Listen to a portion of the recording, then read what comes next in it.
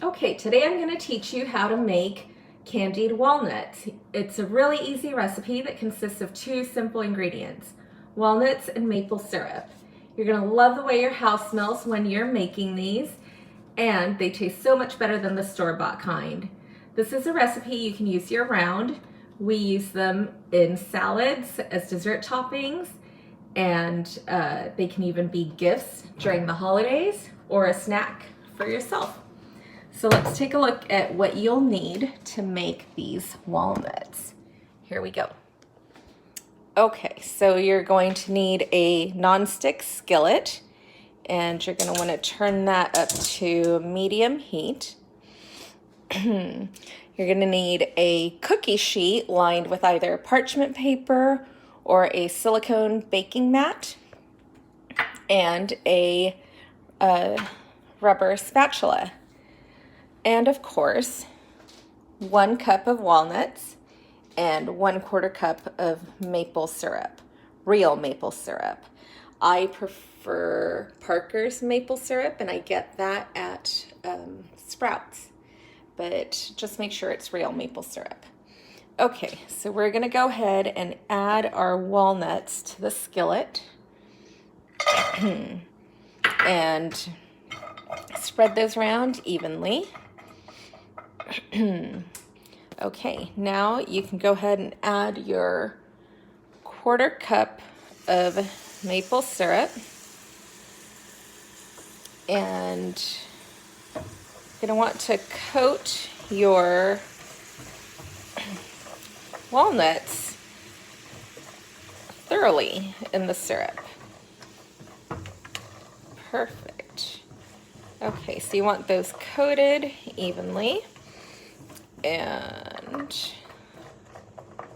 spread those around. Okay, now we're seeing the syrup simmer over here, and that's exactly what you want.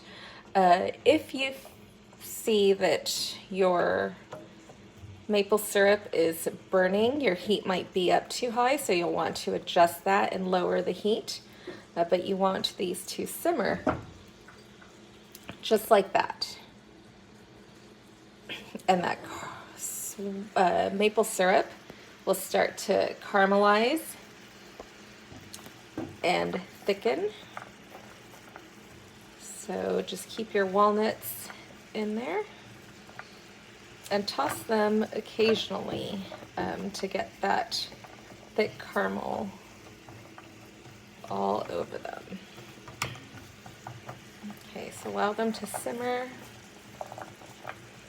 I prefer to make these in small batches, the cup at a time with 1/4 cup of maple syrup, because this way they tend not to clump. And you want these to simmer again in that maple syrup until most of the liquid is reduced. So we're starting to see that now, that this is actually bubbling and getting thicker.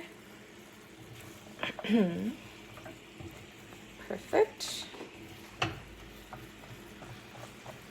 And once most of that liquid is reduced, as we're starting to see here, you can see that this is a lot less than what we started with.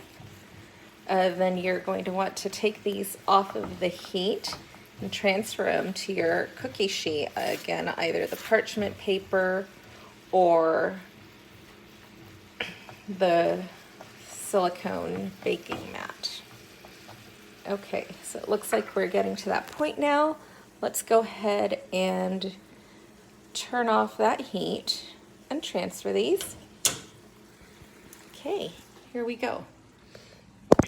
So here's our mat. We're going to take these off of the heat and, using our rubber spatula, transfer them onto the silicone baking mat and get as much of that thick caramel on top of these. If you like salty and sweet, this would be a good time to add some sea salt. You can sprinkle a little bit of sea salt on these and have that salty and sweet flavor here. So perfect. Here's your cup of walnuts. They look great, and that's it.